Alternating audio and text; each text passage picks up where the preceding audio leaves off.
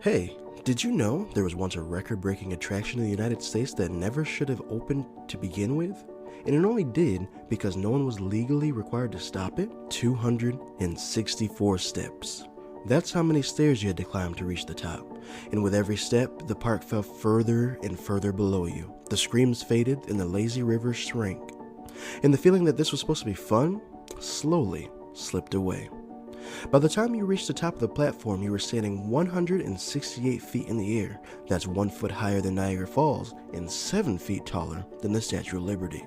A lifeguard would strap you in, the gate would slide open, and for a brief moment, there was nothing but sky. They called it Verrückt, German for insane, and on August 7th, 2016, it lived up to its name. This is the story of the Verrückt waterslide tragedy.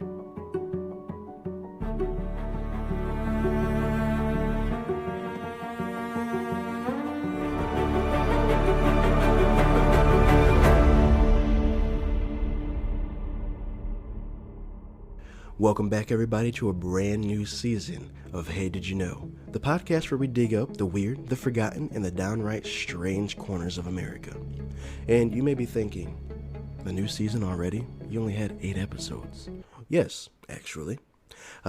Because I wasn't expecting so many of you to get as interested in this project as you did. So I took a little time off for the holidays and used that time to dig up even stranger, crazier stories. And now I'm back to tell them. But before we dive in, as usual, a quick reminder, make sure you're following wherever you're listening at, if you're listening on Apple Music or Spotify, and make sure that you're subscribed now that we're here on YouTube, because you're not going to want to miss any of the future episodes. We upload episodes every Wednesday on Apple Music and Spotify, and every Thursday on YouTube. And while we're here, I just want to make a quick production note. Last season, I kind of dropped the ball on featuring and answering listener questions because how I was recording things was kind of weird, so it just didn't end up working out. But I do want to say a big thank you to everybody that did leave a comment. I did read them all, and a special shout out to my best friend Nate, who asked the question in the episode, The Woman Who Invented Thanksgiving, how many books did Sarah Josephia Hale write? Well, I did try to research that, and it was a little bit of a tough time because Sarah Hale dipped her pen into all sorts of things. Poetry collections, novels, cookbooks, household manuals, reference works, and that's just to name a few. Altogether, she wrote or contributed to about 129 books, according to the Yale Bibliography of American Literature. Of those, hers were about 50 books, and some of her most notable work include Northwood, A Tale of New England, which I mentioned in that episode, The Good Housekeeper, or The Way to Live Well and Be Well While We Live, which was a household guide, Poems for Our Children, which is the one that included Mary Had a Little Lamb, and The Lady's New Book of Cookery, which was obviously a cookbook. And I hope that answers your question. And now, I'd like to get into the first story of the new season. To completely understand how this tragedy happened, you first have to understand America's obsession with spectacle. By the early 2010s, theme parks weren't just competing for ticket sales anymore. They were competing for viral headlines. Perfect example being in 2010, the opening of Wizarding Worlds of Harry Potter at Universal's Island of Adventure. It was a massive success, and so massive that the park saw a nearly 30% jump in attendance in just 1 year. Social media exploded, news outlets covered it non-stop, and one attraction completely changed the industry. Competitors took notes. Disney poured money into immersive IP-driven lands like Star Wars Galaxy's Edge and Pandora, the world of Avatar. The message was clear. Bigger, bolder, and more extreme means more attention. And it wasn't just themed lands. Roller coasters were breaking records too, like the Intimidator 305 at King's Dominion and Intimidator at Carowinds, both opening also in 2010. They both promised speed, height, and bragging rights. I used to live in North Carolina. I've been to Carowinds. Didn't ride the Intimidator, but I did ride Fury 325, and that was my first roller coaster, and quite honestly, probably my last. Now, while roller coasters were stealing the spotlight, water parks started to feel a little left out, and that's when executives at Schlitterbahn decided they wouldn't just build a new water slide, They would build the tallest water slide in the world. But before we get there, let's take a step back. What exactly is Schlitterbahn? It's a brand new word you've probably never heard. Well, it's a brand of water parks and resorts that began in 1979 in New Braunfels, Texas. Over time, it grew into a major name in the industry. At its peak, the company consisted of 5 outdoor water parks, 2 indoor water parks, and 3 resorts. But what really set Schlitterbahn apart was the fact that for most of its history, it wasn't run by a massive corporation. It was a family business. The park was founded by Bob and Billy Henry and their children, who over time became more and more involved in day-to-day operations, each of them having clearly defined roles. Alongside Bob, Jeff focused on ride design and new attractions, while their son Gary handled operations and their daughter Jana oversaw retail. And in 1989, Bob Henry tried to step away from business and retire. But that retirement didn't last that long, because just 1 year later he returned and remained a familiar and regular presence in the office right up until his death in 2016. And with that context in mind, it gives you a little bit of an idea of what happened next. In 2005, Schlitterbahn announced something huge. Their first park outside of Texas. Ground broke in 2007 in Kansas City, and local officials were thrilled. To them, this wasn't just a new water park. It was a culmination of years of effort to pull residents of the Kansas City metropolitan area across state lines and encourage people to spend their disposable income in Kansas City instead of Missouri. Originally, Schlitterbahn Kansas City was envisioned as something enormous, a 370-acre, $750 million destination resort built in 2 distinct phases. Phase 1 being to introduce the water park itself, 12 attractions, 3 restaurants, and 2 retail shops, enough to make quite a splash itself. But Phase 2 was where the real ambition lived.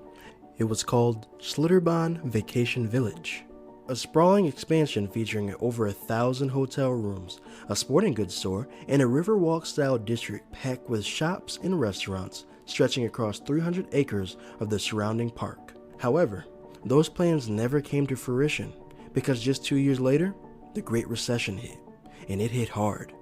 Across the country, amusement park operators were forced to scale back ambitious expansion plans and shift their focus on one thing: survival. And Schlitterbahn was no exception. What was once envisioned as a $750 million destination resort was dramatically reduced to a $180 million water park, with no hotels, no vacation village, and no Riverwalk. The Kansas City location wouldn't even operate for a full season until 2010. The park was open, it was functional, and it did bring in visitors, but it wasn't the success that the Henry family had originally planned. So in 2011, in an effort to keep that momentum going, the park expanded once again. On April 30th, 6 new attractions opened, which was a clear sign that the family was still trying to push the park closer to that originally envisioned destination water park. But the expansion was only the beginning, because in 2012, Jeff Henry would chase an idea so big that not only would it make history, it quietly set the stage for disaster. So let's do a quick reset.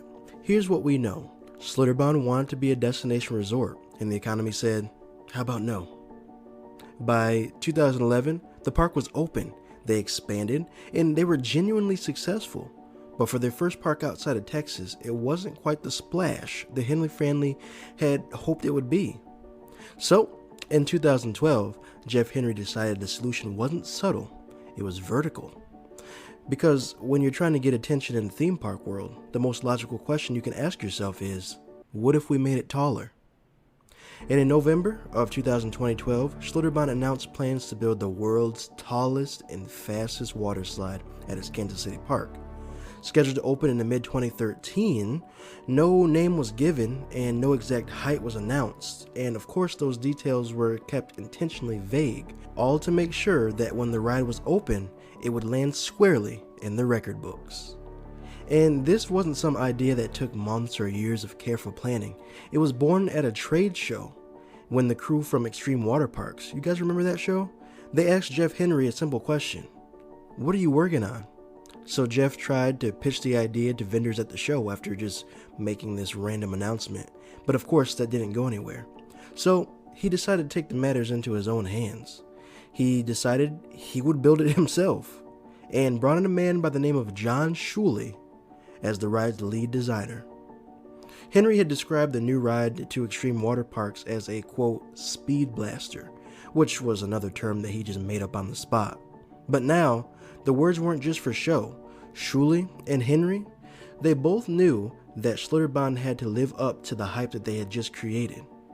They had to make a ride that would rock the world, something the world had never seen before.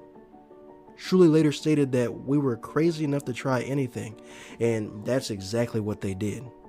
Henry pushed his design team at a pace that the park had never attempted before. Calculations that normally took 3 to 6 months, they were rushed to just 5 weeks. Engineers were basically working non-stop. And when testing finally began, rafts repeatedly went airborne on the ride's large bottom hump, over and over again. In November 2013, the ride was officially given the name Verrückt, which is the German word for crazy or insane, and the opening was pushed back once again, now delayed until the start of the 2014 season.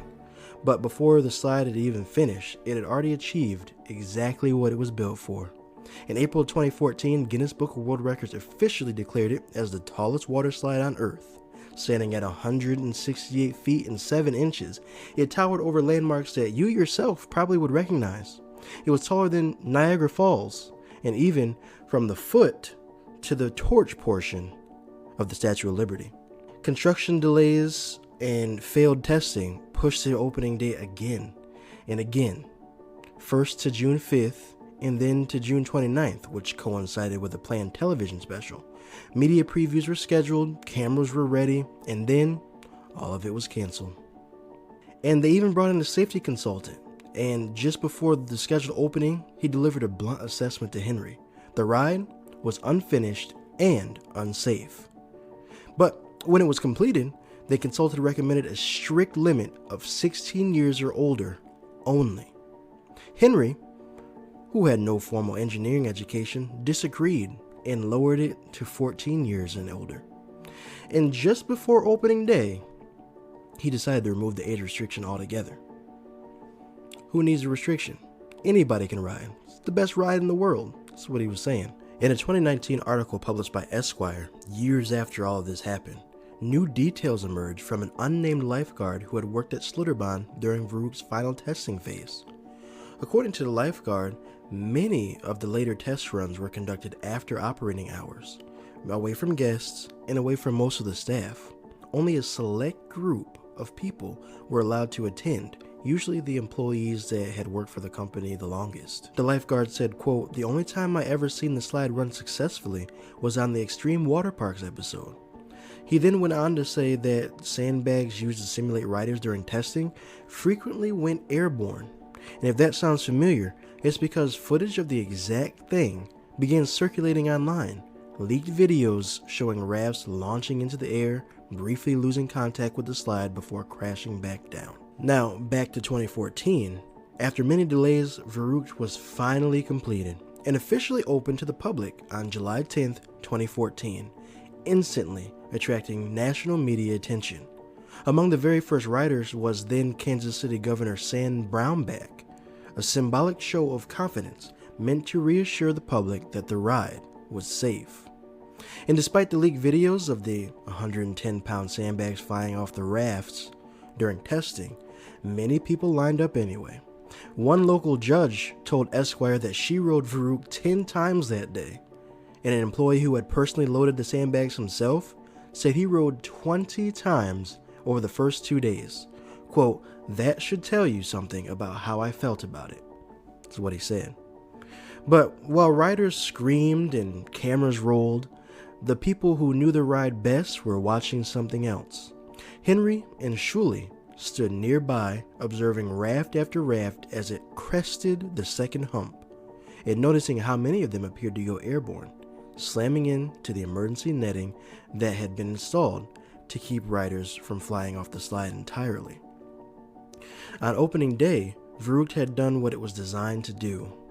It was drawing attention, and just 2 months later, the slide received industry validation. Verrückt was voted the world's best new water park ride at the Golden Ticket Awards, which I didn't actually know existed until I did this story. From the outside, Verrückt looked like a success story. Record-breaking, award-winning, headline-grabbing, but beneath all of that was reality that the public wasn't really seeing yet. While Verrückt was breaking records and winning awards, another story was quietly unfolding. At least 13 riders suffered non-fatal injuries, concussions, slipped discs, herniated discs, many with long-term effects. Most were injured the exact same way, after slamming into the safety netting or being thrown directly into it. The ride used a 3-person rafts, each weighing about 100 pounds, hauled up to the top by a conveyor, while the riders themselves had to climb the 264 steps. To keep those rafts from lifting off, weight became everything. Groups were weighed twice, once at the bottom and again at the top, to ensure a combined weight between 400 and 550 pounds. Single riders couldn't exceed 300 pounds, but even with those precautions, people were still getting hurt. In June 2016, a man from Missouri was thrown from his raft and suffered serious facial injuries. According to later reports, the park's operations manager attempted to downplay the incident, allegedly instructing lifeguards on how to write their reports.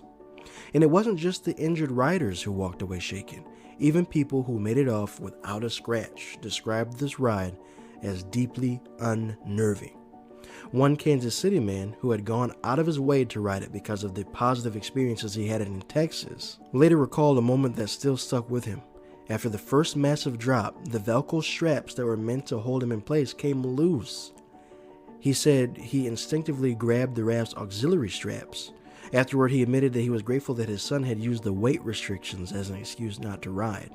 And another local woman told her that her boyfriend had to physically hold her onto the ride. But what stood out to her most wasn't the height or the speed, it was the lower hump. The netting, the metal hoops, she said they were clear signs of repeatedly getting bashed into by humans. So, all of the warnings were there. The injuries, the near misses, the riders who had walked away shaken, knowing something wasn't right.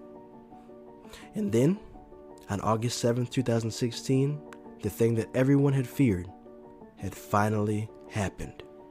Because of course, we wouldn't be here if something hadn't happened. And unfortunately, this part of the story is a deeply sad one. When Verrückt finally opened to the public in July of 2014, early reactions were overwhelmingly positive. Riders called it the most amazing ride I've ever been on, like dropping out of the sky, terrifyingly incredible. By August 7th, 2016, an estimated of 100,000 people, some traveling from across the world, had ridden the slide. That morning, among the guests was Caleb Schwab, the 10-year-old son of Kansas State Representative and future Kansas Secretary of State Scott Schwab. According to the park rules, riders had to be at least 4 feet 6 inches tall. Caleb, he stood at 4'11". He met the requirement, so he told his family he wanted to ride the ride. When Caleb reached the top platform, he could see Kansas City skyline stretching out below him. He was seated in the front position of a 3-person raft. Behind him were 2 adult women, ages 32 and 25. Caleb weighed approximately 74 pounds, and the 2 women approximately 275 and 197. Although the combined weight of the raft weighed 546 pounds, it fell just under the ride's maximum weight recommendation of 550. The seating arrangement created a severe imbalance, and during the ride's second uphill section, the raft became airborne. It struck the metal support structure connected to the overhead safety netting, killing Caleb instantly. The 2 women, they survived, but they were both seriously injured. One suffered a broken jaw and the other sustained facial fractures and required stitches. A witness later told investigators that he heard several loud, unusual noises coming from the direction of the slide, and moments later, he saw the raft come down, followed by what he initially believed was another rider. At first, he thought someone had been knocked unconscious and were laying face down in the water. He noticed a lifeguard urgently trying to push back the surrounding crowd, and despite this, the witness said he moved closer, believing he might be able to help. The lifeguard stopped him and told him there was nothing he could do. It was only then that he realized the severity of what had happened, and understood that the child had suffered what the police would later describe as a fatal neck injury. In the immediate aftermath, Schlitterbahn, Kansas City was obviously closed down while authorities and safety inspectors addressed the situation. The park itself reopened 3 days later, but Verrückt remained shut down indefinitely. Engineers who inspected Verrückt after the accident had some serious concerns. They noted that the ride's netting, used in areas where riders would reach speeds of up to 70 miles per hour, posed its own hazard. A rider moving that fast could easily lose a limb if they hit it. Their review also revealed multiple design violations. The combination of metal brace and netting system, along with the hook and loop straps used to restrain riders, didn't meet ASTM safety guidelines. And just in case you need a mental picture, remember when you couldn't tie your shoes so your parents bought you those Velcro shoes to tie your laces? Imagine those laces holding you into a 17-story fall on a water slide.